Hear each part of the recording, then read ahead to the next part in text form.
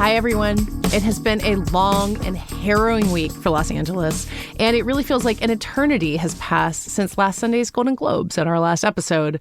Talking about award season has not been top of mind for anyone, even me. But despite delays and cancellations and the potential of even more to come, award season is still ongoing. The Oscar nomination voting window has been postponed twice now, and it now ends this Friday, with a nominations announcement now scheduled for Thursday, January 23rd. As the Academy said when they announced these shifts, all dates are subject to change, so who knows what other changes might come next.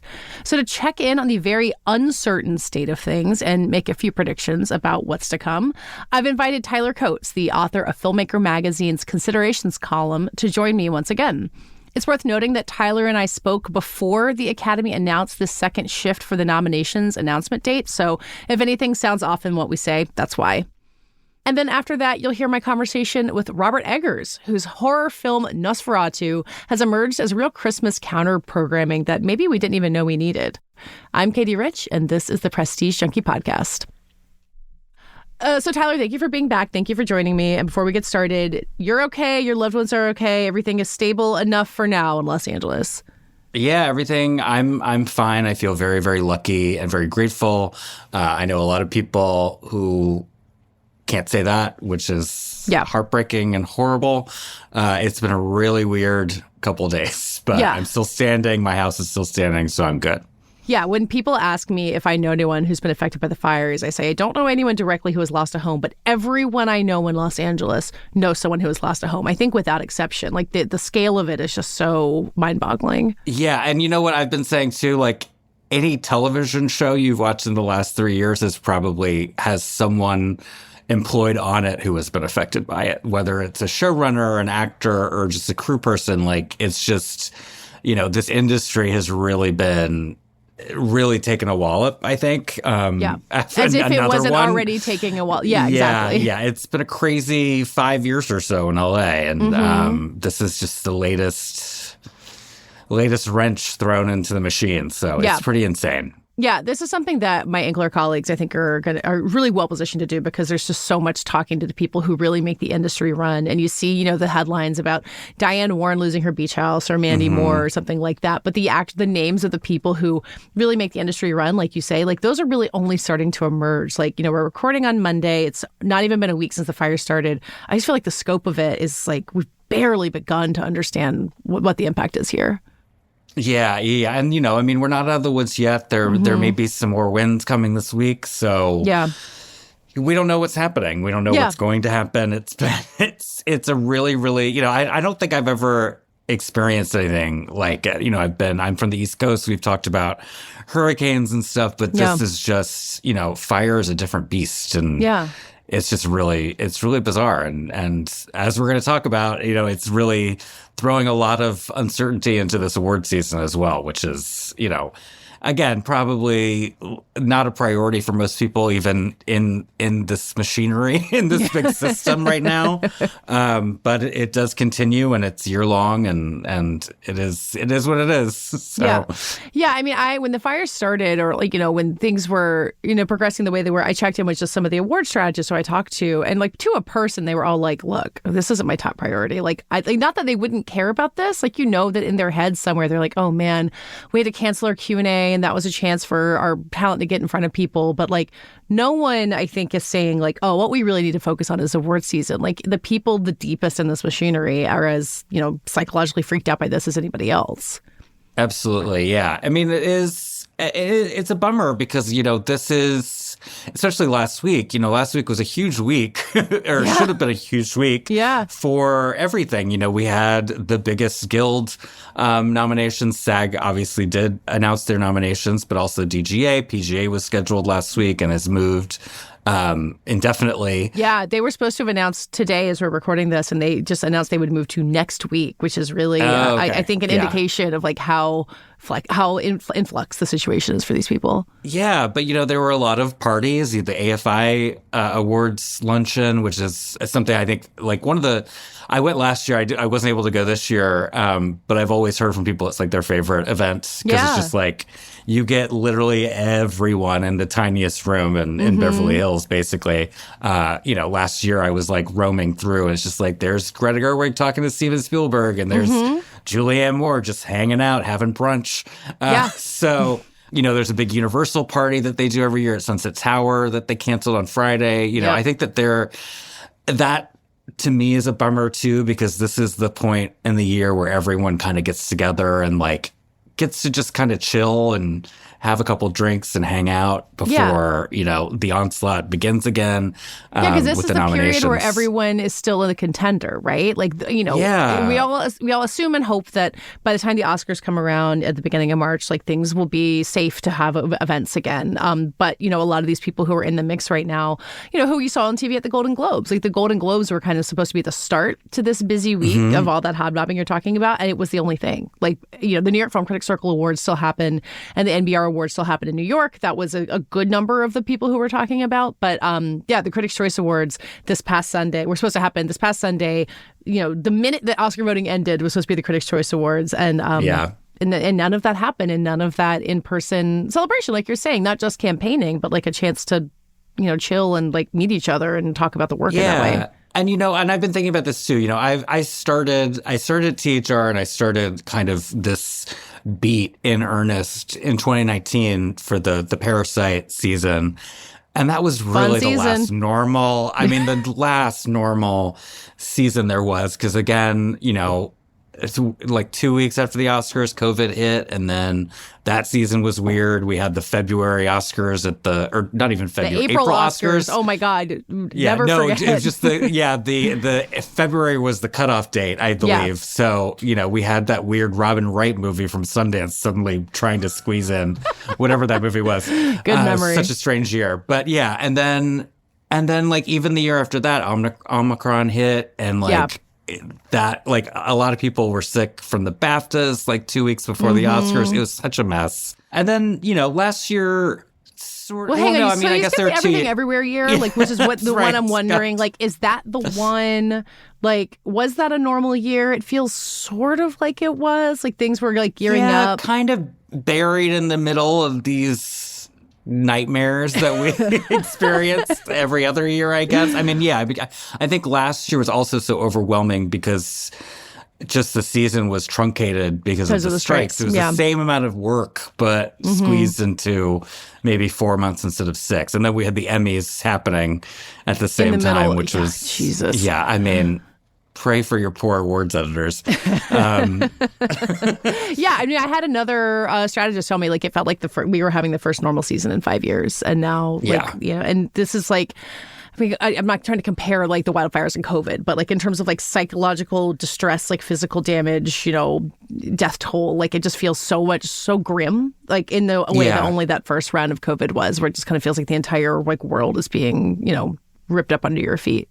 Yeah, there's just, I came out of COVID relatively, healthy and normal as much as we can. But I was also thinking about that too. My partner and I evacuated. We drove to San Diego on Wednesday morning because, it's because we just, it was getting close and I freaked out and I was like, I don't like this. And, even thinking about that, thinking about my friends who've lost homes and it's just, there's a lot to think about and a lot on my mind, and it's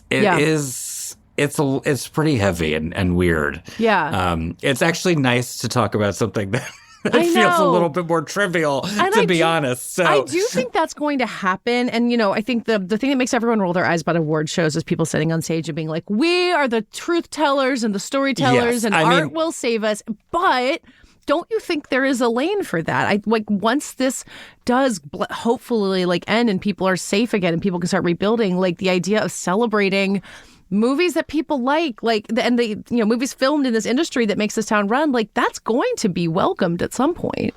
Yeah, and I think that, I know the Eddie's Awards are pivoting sort of to a community. Hang on, I wrote down the language they use. A community building fundraiser. Yeah, I think there are very easy ways for these shows to kind of pivot into more of a, a community fundraiser, basically, like uplift the people who work in this town. Even though the Academy is very international now, it's still like Hollywood is its center. It's the capital of all of it historically. It's what makes this run. I don't think if the machinations of Hollywood didn't exist, we wouldn't have award season on this international scale, I don't think. Yeah. But I do think that there is sometimes a need for distraction, entertainment, and thoughtful entertainment. And I think that that's what the Oscars are supposed to be celebrating. And so I think that there is definitely a way for, and all the guilds too. I mean, the guilds especially, they're going to know what members are the most impacted by this. And I think that that's where you're going to see a lot of rallying around colleagues and coworkers and collaborators, because as you said, like everyone in LA knows someone affected by this who's had an incredible loss. I can count probably 4 or 5 people, including old coworkers. I mean, not even just people in the industry, but an editor at THR lost his house. So, and I think that I hope that will bring up the mood. I hope that will create some sense of, I don't know, moving forward. Community, and like, that's, as someone who's relatively new to LA, I've been here for 6 years. I think that that's something that people always complain about, is there's a lack of community. There's a lack of kind of social life that you might experience in a different city, because, we're very car centric. It's a very huge, it's a part of a state. It's not even really a city. It's just a big area. And I think that we often take for granted that, like, we don't see a lot of people, and like we're very disconnected. And I think that what we're seeing over the last few days is how many people want a community, want to like help other people, and that's been really, really beautiful to see. So I hope that will continue with these award shows. And you think about the way that the movie industry itself works. I mean, if you are a gaffer, like, you're going to go work with like a whole set of 100 new coworkers every 3 months, move from production to production. Like the ties that it creates between people, I think, is really striking, and something that comes out in moments like this, where someone who was a TV writer on one show 10 years ago, like, knows someone, and then like someone who was their coworker sets up a GoFundMe for them. Like, you're kind of watching it play out in real time. And I think what you're saying about the guilds is exactly right. Like, Hollywood unions are very strong. We saw how that works. And like, this is not a union thing, but that idea of banding together in solidarity. And like, that's something the Academy is really well positioned to do. Like, they're not a union, they're not representing a specific thing, but they are meant to be this coming together of so many different elements of the industry, and such a torchbearer for the industry as a whole. Like, when the Sunset Fire broke out on Wednesday and it was in the Hollywood Hills and the evacuation area spread to where the Dolby Theater was, I was like, that's like, everyone knows what the Dolby Theater is because of the Oscars. Like, it puts such a spotlight on Los Angeles, on this community. And I think when these award shows can come back and are able to do that and say, hey, the things that you love are made by people who live in this place. These people, this city needs your help. Like, that's really powerful. And I assume that they are considering that. And that is like one reason, Gene Smart called for award season to be canceled, which I think is like, I mean, correct in that it's not the main thing anyone needs to be thinking about right now. But I think those of us who obsess over this stuff see the potential for harnessing it as a tool for rebuilding when the time is ready. Yeah, and I think, I agree with you about her comment. I think it is absolutely in the right place, and she has too many awards, and it's just like made it hard for her to understand. Also, she's probably like, I don't, just stop it. I she don't just need won that another one of these things. She doesn't need, and she's done. I mean, bless her. But, I think that, the revenue that they make from those things comes from advertising. It comes from broadcasting. So, I mean, maybe that's something that they can consider. Keep doing it, but maybe donate some of that money that you're getting, Well, and I also don't know, the revenue from like parties and valets and limos. Yeah. And, like, every economic, when you work in a publication like we both did, they get involved in award season, and you just see how many people, like all the florists who are hired for the all special the bartenders dinner, you recognize every single week. Women in film. Like, there's so many people who are connected to that. So you taking that away, like, with COVID, you had to, there was no choice. But like, if you can get that going again, you have to, I think, for, helping the city in this moment of recovery. Yeah, I mean, that's the thing. I always tell people, especially people who don't live in Los Angeles, who don't see it and don't get it. But like award season just creates so much employment opportunities. Yeah. It's crazy. Yeah. And like, that's something that I've been thinking about too. You know, like productions obviously have been down since before the strikes, you know, a year and a half ago at this point. And a lot of people have not worked. There hasn't been stable work. So on top of, you know, just losing things, everyone's sort of been on like reduced income. A lot of people. And so I think that like, that's also part of it. Like to get this city back up and running, to get this industry back up and running, we have to find some sort of normalcy, get back to, you know, the routines, just to keep the productions up and keep the jobs flowing and making sure people are taken care of. I mean, and I hope that, you know, I have no idea what the production future looks like for LA, but I hope that part of the recovery goes into making it easier to make things here, because that has really been a struggle for so many people over the last couple of years. And you know, the awards system is part of that. I think that like the more award shows, it's annoying to people, sure. It seems like we're celebrating ourselves, but really we're just giving ourselves work.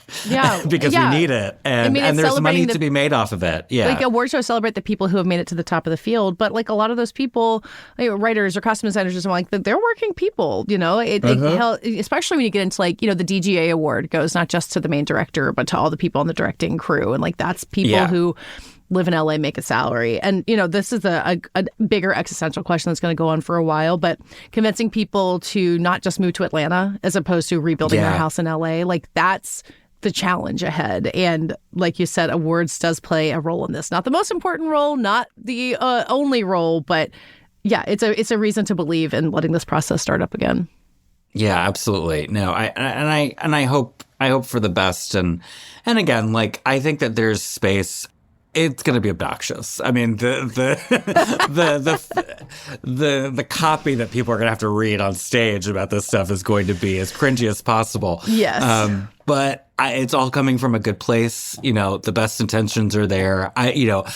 I'm one of the most cynical people you can ever meet and can be kind of a bitch. And I've been really letting my cynicism down and just be like, you know what? Like, everyone's feeling a certain kind of way, and just like, let it happen, let it out, let it loose. And, you know, we'll get through it, and that's part of it. And do you think Kieran Culkin has what it takes to give a heartfelt speech about the fire damage in Los Angeles? Like, I don't envy whoever while wearing, you know, 1 million friendship bracelets and temporary tattoos on the Dolby Theater stage. I don't know. It's possible. He's a New Yorker. I feel like maybe he gets more of a pass than anybody else.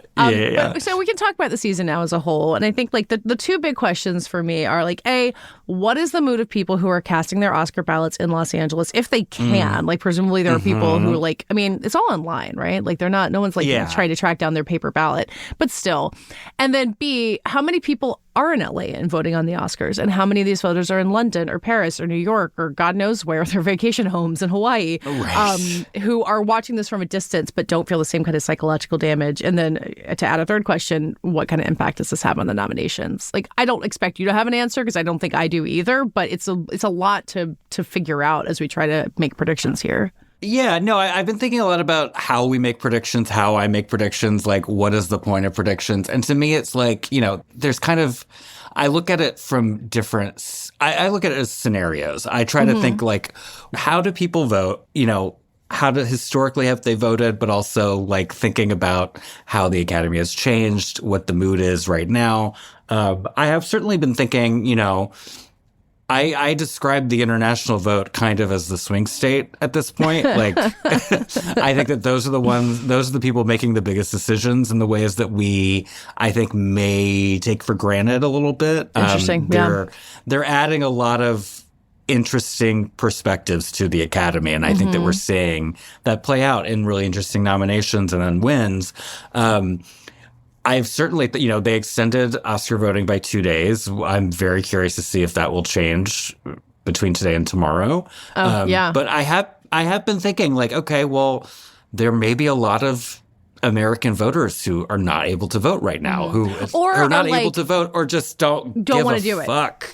No, so I think, if there's any boosting to any campaigns right now, I think it could come from international voters who just, this is not top of mind for them in the same way that it is for especially Angelenos. I mean, I've talked to people, it's always, I think if I were in the Academy, I would be like, as soon as that hit my inbox, I would be like, done. Like, I am ready. I know exactly who I'm voting for.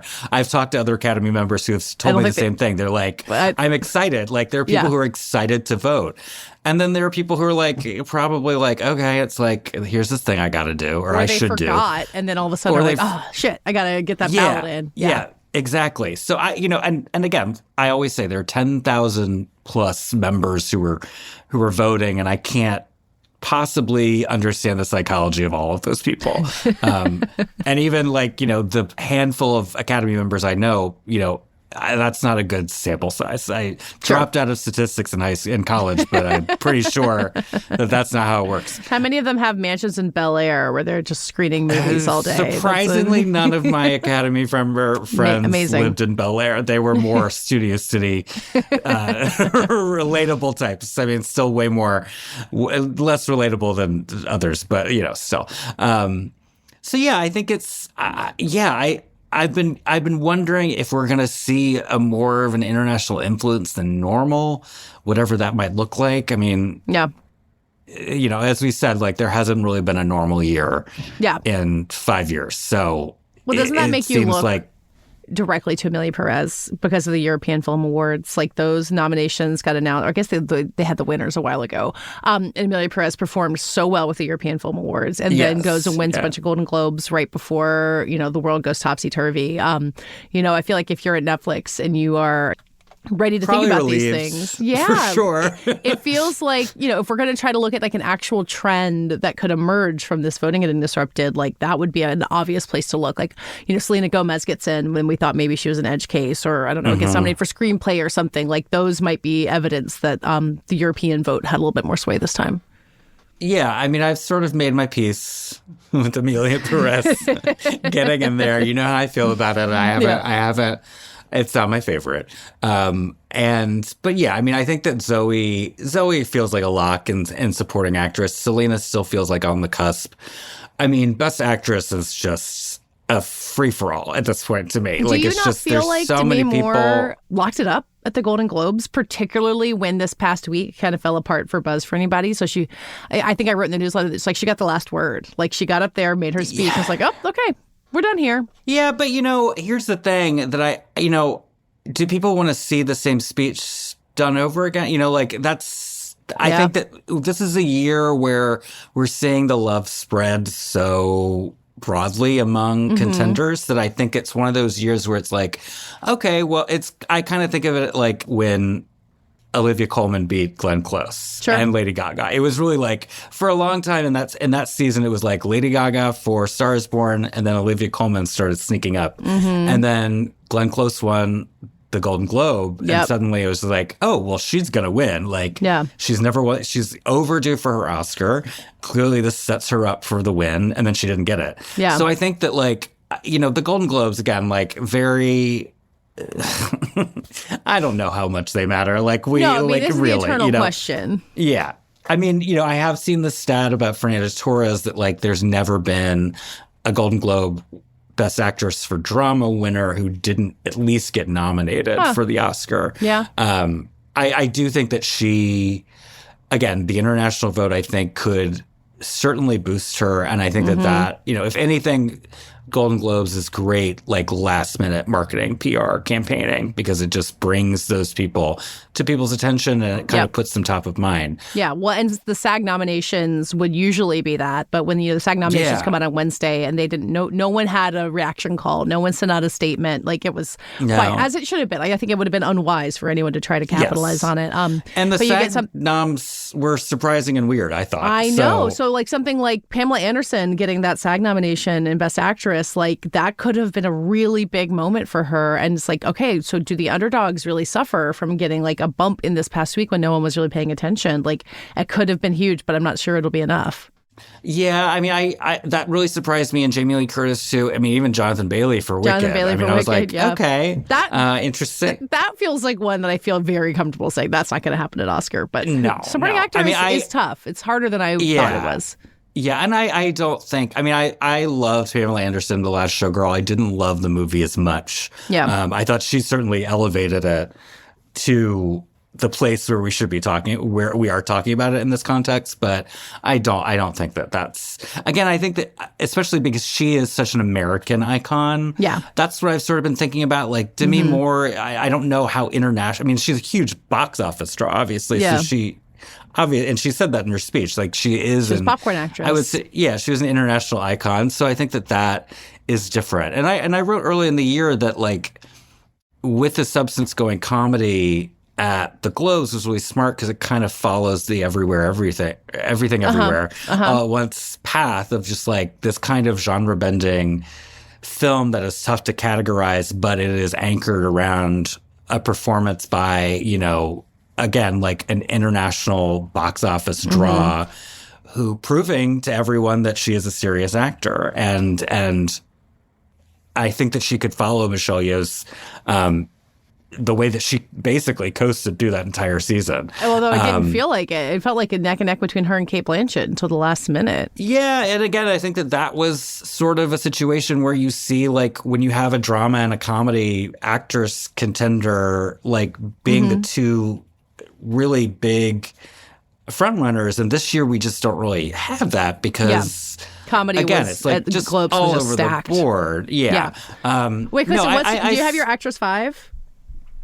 No, God. I mean, I have 3. I mean, again, I've been thinking scenarios. I'm like, this is how, I've been thinking in my mind, I was like, okay, this is how this person gets in.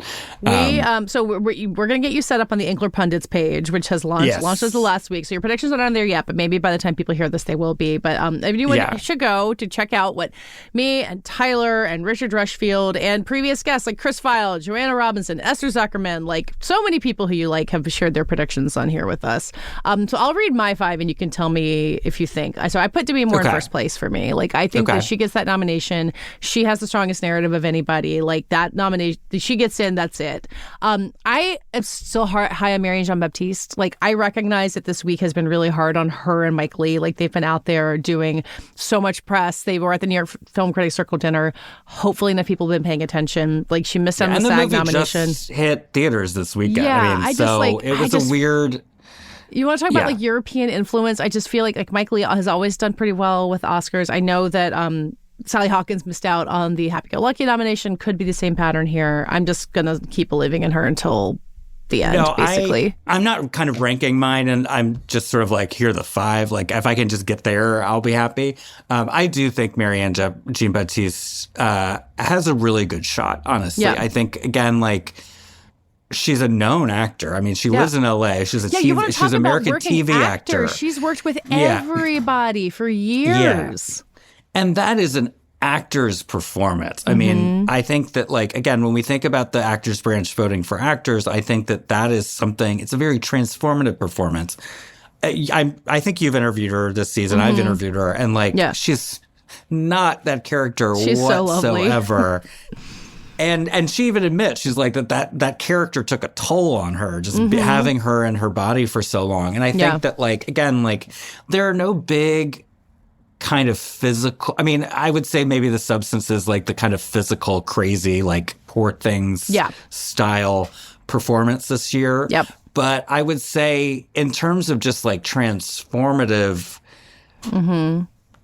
performances where like the character is so different from the actor, I would say there are 2 like that to me, or Marianne Jean-Baptiste and then Mikey Madison for Nora. Who like, 3 months ago I was like, I see no scenario where she doesn't win the Oscar. Now it's a little more complicated. Again, like, it's sort of that thing where I was like, oh, I would love to see like a breakout star win Best Actress, because I think we see Best Actor and Best Actress at this point as like kind of, this is where like the breakouts get nominated, but the winners are always like the established performers, a lot of whom have never won before, whereas the supporting categories are where like kind of the new stars where you are get made. Troy Kotzer, like or Monique, people who have been like working for a while and kind of pop up in that one role. Dave Joy Randolph, or even Allison Janney, like people who've been around and just like that's their pop, and then they kind of go back to being steady performers again. Exactly. So, but again, like it just feels like it's anyone's game at this point. So I don't want to go all in on Demi yet. Yeah, because I think that's fair.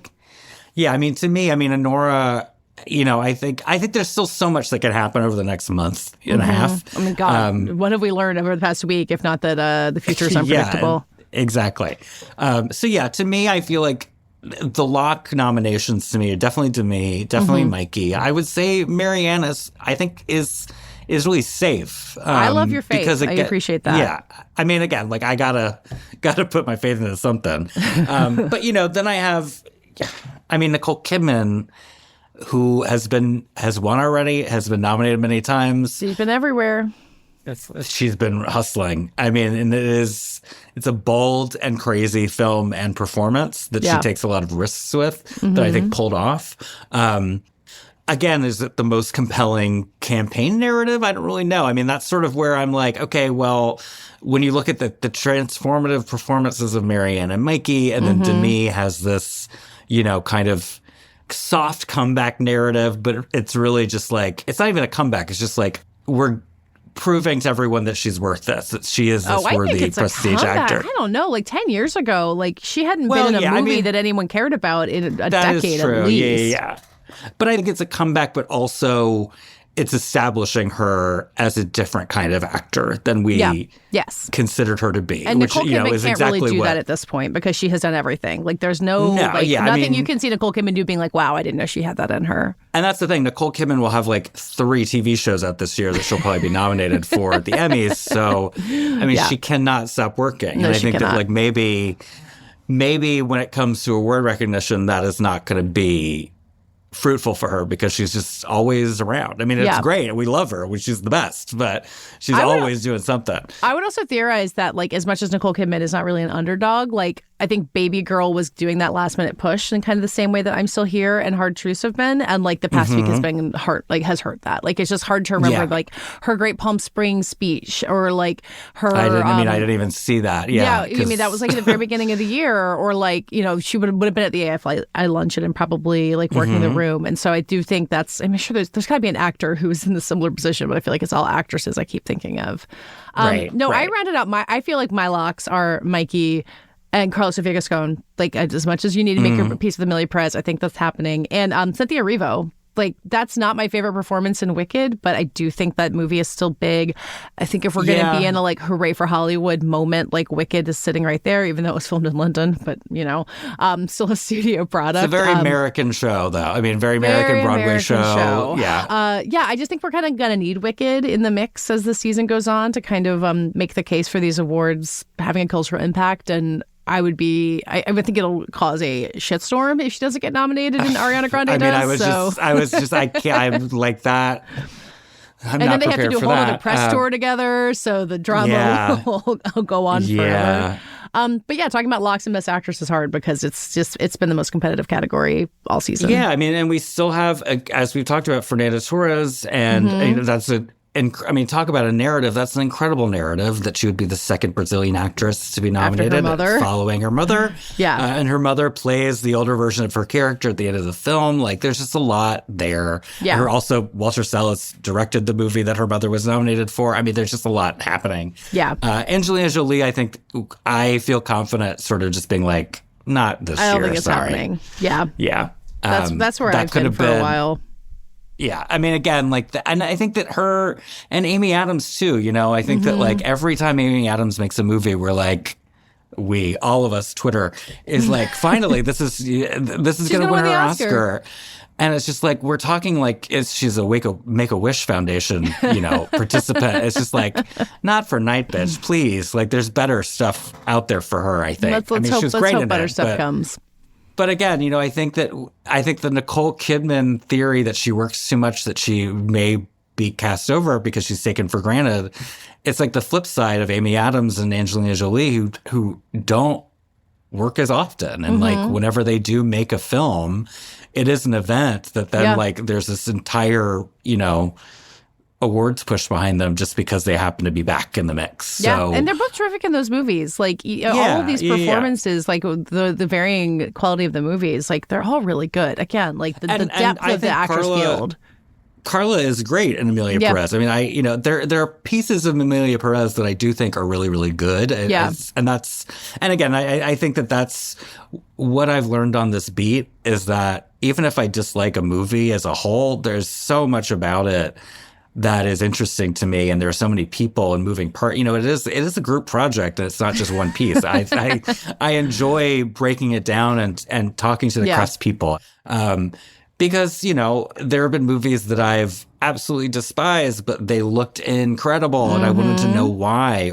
And often talking to those people make me appreciate the larger picture anyway. So It's always a trick. Those production designers trick me every time. Oh my God.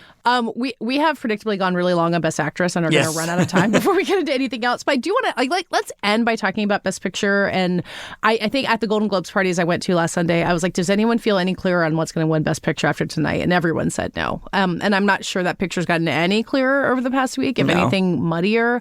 Like I think that in Phase 2 we're going to get some truly terrible takes. I might write some of them about like why the resiliency of Los Angeles means that blank will win Best Picture. I don't think any of that is clear now. But yeah, do you feel any clearer on Best Director too? Let's throw that in there. Like they just feel completely impossible to predict. Yeah, I mean, again, I'm really focusing on just the nominations now because it's hard enough to like, especially with Best Director Best Picture. I feel pretty good that like it's going to be the same 10 as the AFI. Top 10. Yeah.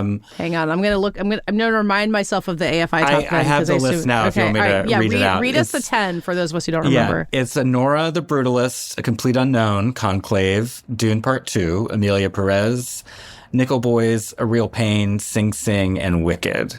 That's a really good list. If I could throw out kind of the 11th wild card, I would say maybe Challengers. Because I would throw in The Substance as when we're talking about the Europeans' influence in the Academy versus AFI. I think that to me, Challengers was an organic hit. Like, people just, if it can fuel memes, it's got cultural relevance. I feel like we've both been beating that drum. Like, Challengers getting kind of second placed or, set to the side during award season was such a huge mistake. Yeah, and I think that my only hesitation about The Substance, which I loved, is that it's really hard to watch for a lot of people. It just is. It's brutal. It's disgusting. I love body horror and fucked up things, and like even I was like, "Damn," I had to turn away. So I think that there is enough people who are squeamish that they won't see it. I think that is going to be that's a good point. I think that's going to work against it. But don't you think that people could vote for Demi Moore for Best Actress even if they haven't seen it? Can't you imagine that easily? Okay, absolutely. Because again, these are people voting for colleagues and friends, and as much as they are voting for what they consider to be the best performance. Yeah. So I think that she and Coralie for screenplay, and obviously if hair and makeup doesn't go. Oh my God! If Substance misses it, something's wrong there.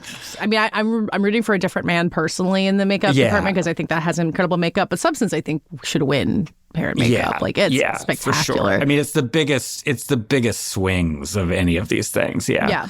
No, I think that list is good. Like Gladiator 2 has been hovering around. I don't think that's likely to get in there. I guess my Best Picture predictions, I had everything, but I put in The Substance instead of Dune Part 2. Because I've had my questions about Dune Part 2, which is kind of crazy because it's a great movie that was a big hit earlier in the year and has just as impeccable crafts as the first one, but has just gotten kind of overshadowed. People just don't really talk about it. Yeah. And I liked them both fine. I'm not a huge Dune head, I would say, or even a sci-fi fan. I think that people didn't really, to me, go gaga over Dune as much as I think that we all expected it to happen. It made money. People liked it. It has a spin-off TV show that I watched 5 minutes of. And I've not watched a minute. People are not talking about Dune in the way that they talk about any other franchise like this. And I know we have And again, we have a third one coming, so I think that again in theory. I mean, yeah, I'm sure they'll make it, but yeah. like everyone says, it's very weird. Like I don't think it's going to be a Return of the King situation where they rally around the third one. But again, I think that when you establish that there's more coming, I think that it does. I think people are going to kind of nominate it out of obligation in a way. Mm-hmm. And also because they're really, I mean, when you think about like best picture quality films, I mean, outside of this 10 and Challengers, which again, I think could get in there because it has a huge, like it was, I would be people thrilled. love it. But like there aren't really any like, I mean, we're still including like A Real Pain and Sing Sing in this list, which are very, very small films. There just aren't a lot of like big productions. Yeah. Like, I mean, when you have The Brutalist and Wicked up here, and then you have A Real Pain down here already, it's hard to imagine any smaller films like kind of getting in there. Yeah, and like Nickel Boys, I think, is a small film, but it has such an ambition and such a like this unique and like power to it that I think it gets it in there. I mean, maybe you could say like Nosferatu is like that kind of like all hitting all the quadrants of, but like again, it's a horror movie, and I think that there's enough people who are like pushed back against genre. I was going to throw their Nosferatu, own personal taste. Not just because it leads into my interview with Robert Eggers, will come up next, but like it was such a hit over Christmas. Like it and A Complete Unknown have both been kind of just cruising along at the box office, and I think A Complete Unknown has like more obvious things, being like, oh yeah, Chalamet's in there. But Nosferatu, I think, could sneak up and surprise. Like a bunch of craft nominations. It's gorgeously done. So it wouldn't surprise me. I don't know if I'm bold enough to predict it, but it wouldn't surprise me if it popped up in places that we don't see coming. Yeah, it would be, it feels like a stretch for picture, but I definitely, I mean, cinematography this year is also stacked. I mean, I was trying to figure out where to place Nosferatu in my crafts predictions. And I'm just like, it's a big, big year. It's hard to imagine, production designs, limiting that down to 5 different films feels very difficult to me. Yeah, I have Wicked predicted for cinematography, which I do not prefer compared to many of the other nominations. I did, not to like keep on cinematography when trying to wrap this up, but I did put Maria in there because Ed Lockman got that El Conde nomination last year. Yes, he won. Yeah. So I think that everybody wait, it's coming. Yeah, I think I think if Maria gets in, it'll be that.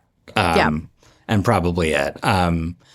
But yeah, I mean, there are categories that I'm not even ready. I gotta, it's down to the wire. I need to come up with my 5 and all of these things. And like, get your song predictions in there. No telling. I have no idea what song it's going to be. I mean, obviously the 2 songs from Amelia, but like beyond that, there aren't really, we don't have any like hits this year.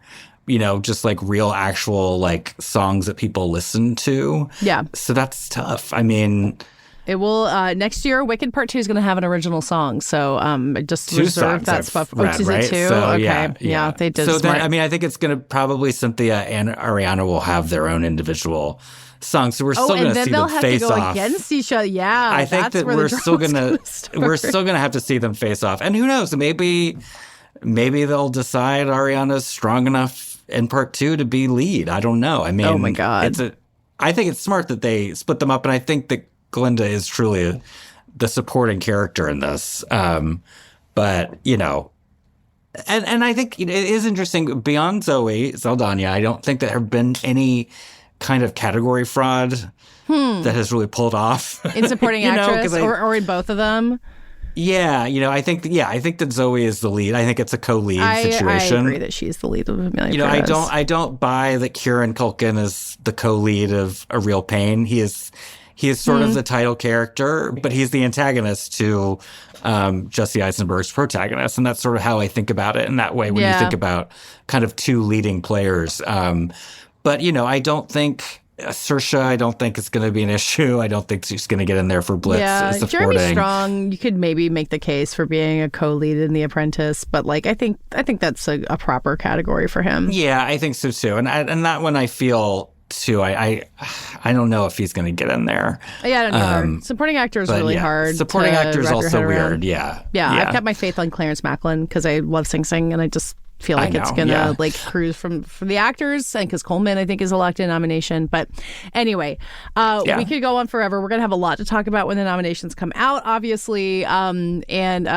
Let's hope things can get back to normal. I feel like we've laid out a case for why once things are safe, that all this stuff needs to get back in order. So if you hear anyone saying why are we doing awards when Los Angeles is on fire, listen to me and Tyler.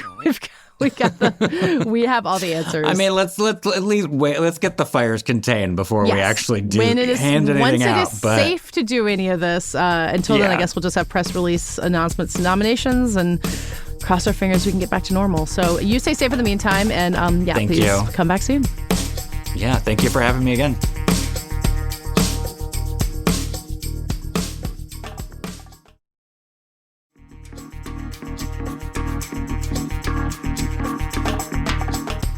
My guest today, Robert Eggers, has made just 4 feature films, but he already has such a distinctive style and a devoted fan base that there's a whole Reddit devoted just to discussing his movies. After breaking out with The Witch and The Lighthouse, he made a huge leap in budget and scale with 2022's The Northman. And he says that's still his biggest films in terms of scope, but you might have a hard time believing it after watching Nosferatu. It's his remake of the 1922 German silent film that spins out basically its own version of the Dracula story. This incarnation stars Bill Skarsgård as the undead Count Orlok and Lily Rose Depp as his mortal fascination and hopefully bride-to-be Ellen. Nosferatu is stylish and brooding like every Robert Eggers film, but it also manages to recreate Victorian-era Germany, a very haunted Transylvanian castle, and just so many layers of incredible period detail. That's been an obsession for Eggers on every film, which is something we talked about. In our conversation, I talked to Robert Eggers about how that attention to detail translates to every aspect of his films, including the fonts used in the trailers and on the posters. And we also talked about why he feels like Nosferatu is something he couldn't have made earlier in his career, even though he's been trying to get it off the ground for over a decade. It's now the biggest hit of his career, having made more than $135 million worldwide. So I think it's safe to say it was worth the wait. Let's listen to my conversation with the writer and director of Nosferatu, Robert Eggers. So when you had been talking about making Nosferatu like 10 years ago, I think at the very beginning, you had been really frank about saying it was like presumptuous, distasteful, all these things about kind of tackling this classic at that point in your career. And do you feel like that went away, that sense that you were kind of tampering with something that shouldn't be tampered with? Or did you just kind of overcome it and have a desire to make it anyway, despite the potential pitfalls there? Yeah, I mean, you're wrestling with your hubris and lack of confidence to take on something that's so iconic and so important to so many people, and that, is a cinema classic, and on and on and on. So it doesn't go away, but obviously if you're going to continue to pursue it, you need to come to terms with it and not let it bury you alive.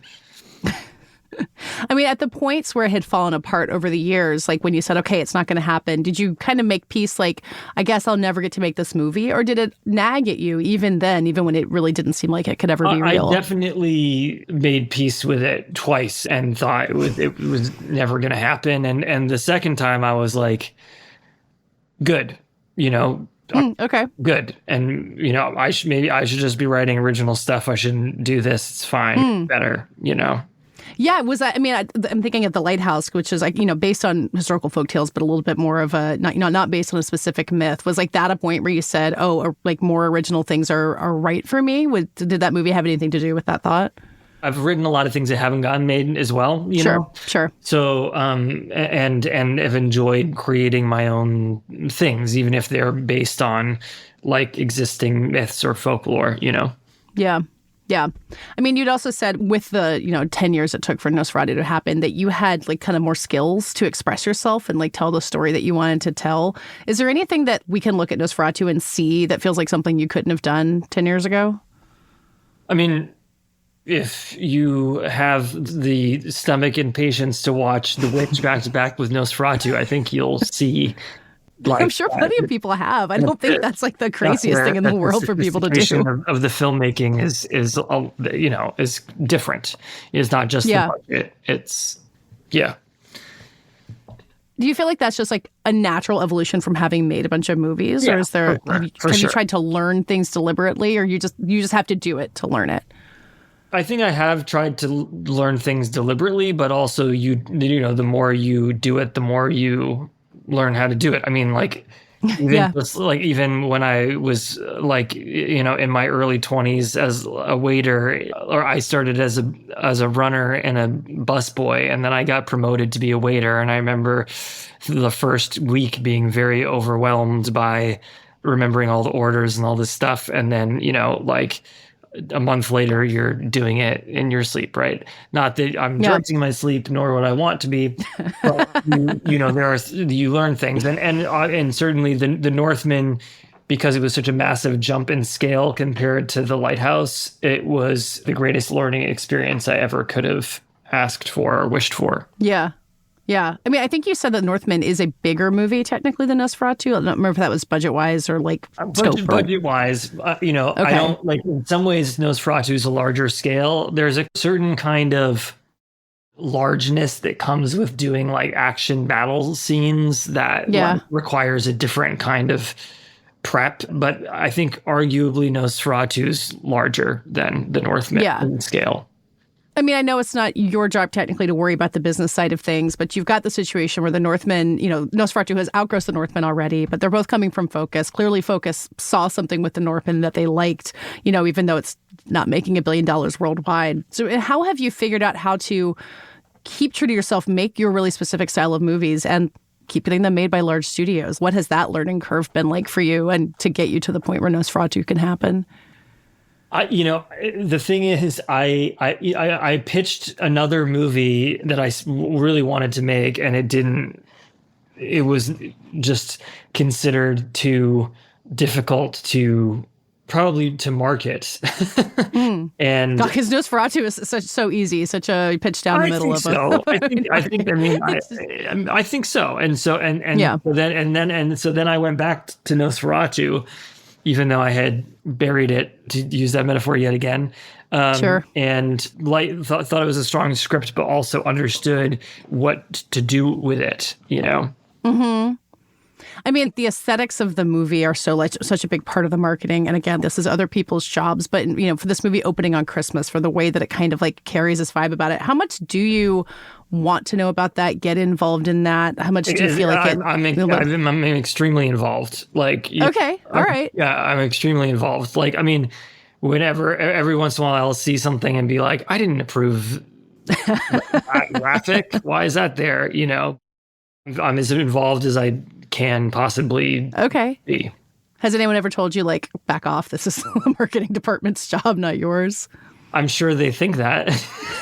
Well, then, since we can give you the credit for the marketing of it, like, I know. There's other people. No. There's a tremendous team. And also because we work together on the Northman, everyone understood, like, my tastes better. And also, I think everyone also felt that this is more like my natural wheelhouse and where my imaginary playground likes to live. And so I think people felt my opinion was more valid, perhaps, than on the Northman, But Focus's marketing team was really incredible on this movie and did plenty of things I never could have thought of, but I would be like, maybe this typeface and that typeface, and like, and certainly with the trailers that were not developed by me, but even the first drafts that were submitted to me were quite excellent, I must say.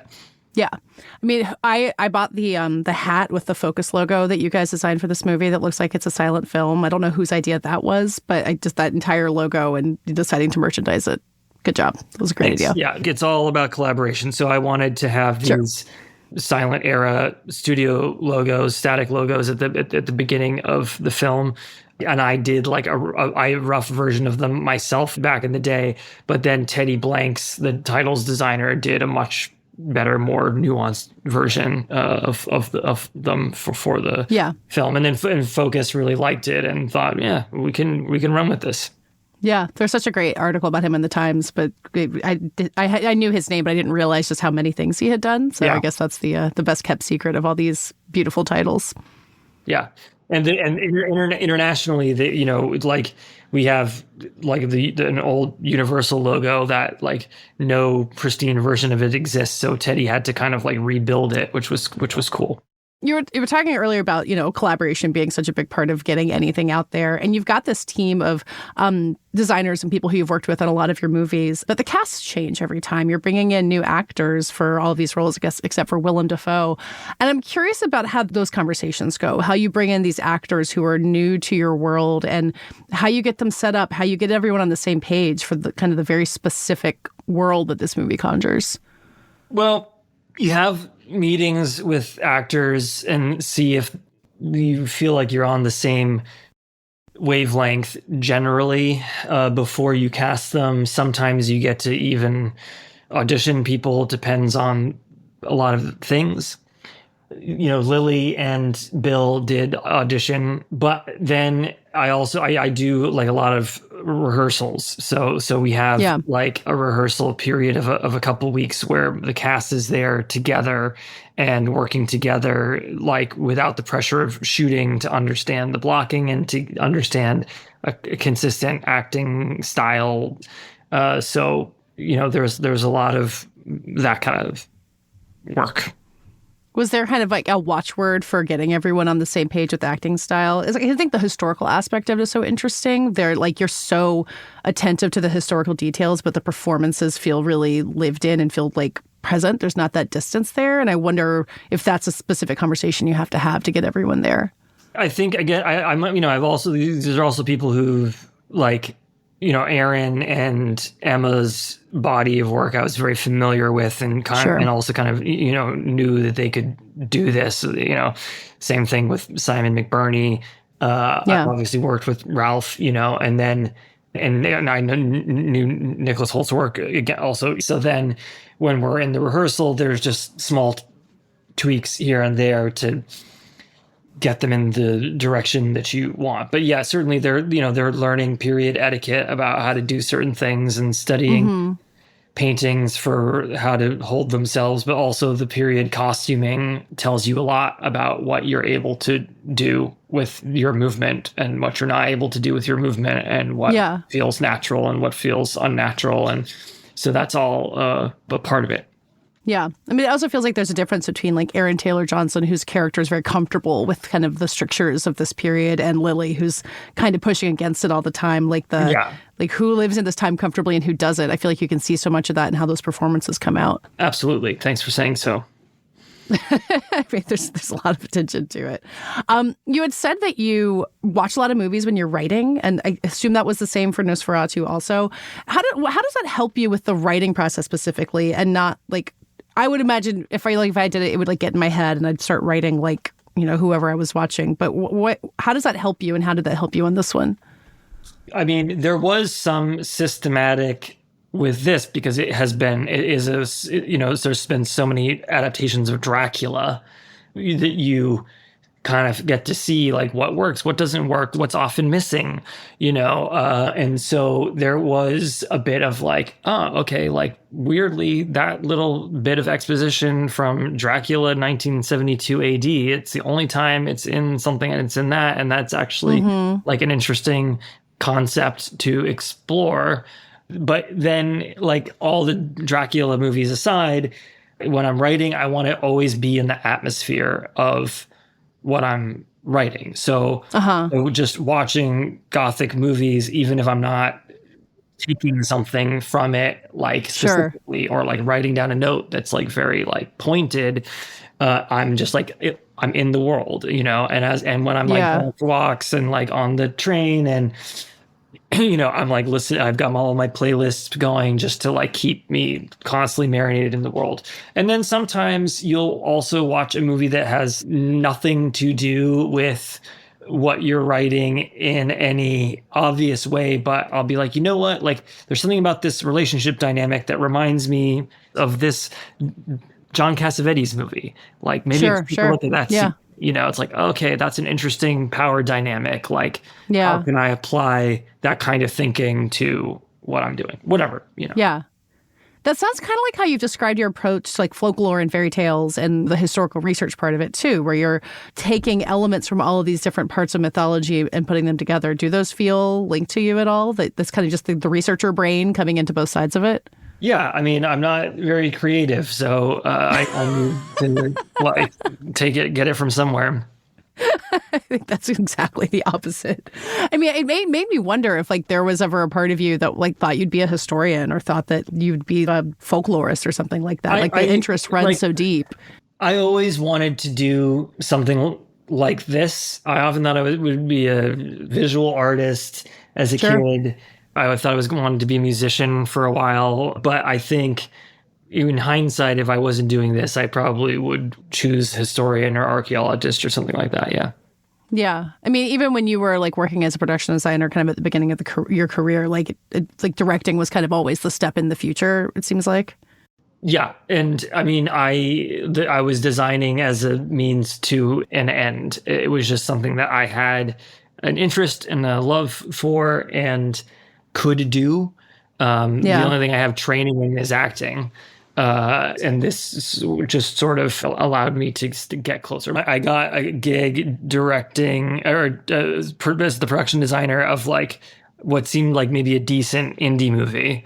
And I, before we went into prep, I actually like quit, which I apologize to that director again but I realized that was going to put me on the path of being a production designer who wanted to direct rather than like a director who's working in the art department to get by. Yeah. Yeah, I can't remember which interview this was, but you were talking about working with the production designer and costume designer you work with now, that with costume design, you feel like you can kind of go down a bunch of rabbit holes because you're fixing like a button or a seam or something. But with production design, you're so tempted to just like dive all the way deep and start like tearing down walls to change things. Like, is that historical background that brings you to where production design is where you kind of are tempted to drill down the most in buildings? I feel equally comfortable in both worlds. I worked in both worlds. I think eventually probably just because I'm like a dude and it was like a different time in gender politics when I was in my 20s. So I think I just ended up getting more jobs with wood and screws than with fabric and sewing needles. I ended up actually doing a lot of upholstery for productions because this is where it all comes together. The fabric and the furniture. Yeah. That's where men can truly shine when it comes to fabric. For sewing. Yeah. I want to ask this without getting too technical or getting over my head in what I can ask, but the blacks, the color black in this movie, the shadows, the way of capturing things in the dark is such an important element of the storytelling and something that you see done badly or struggled with in films so often.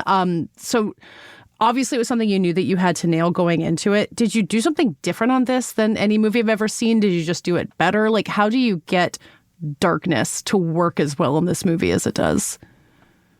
Thanks. I don't know. I mean, I think, certainly if you visited the set, it was a very not dark set. Sure.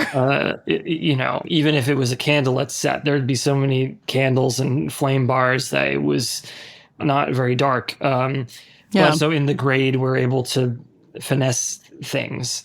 I mean, I'm sure that if you're in a movie theater that doesn't have a well-maintained projector, you might find the movie to be too dark.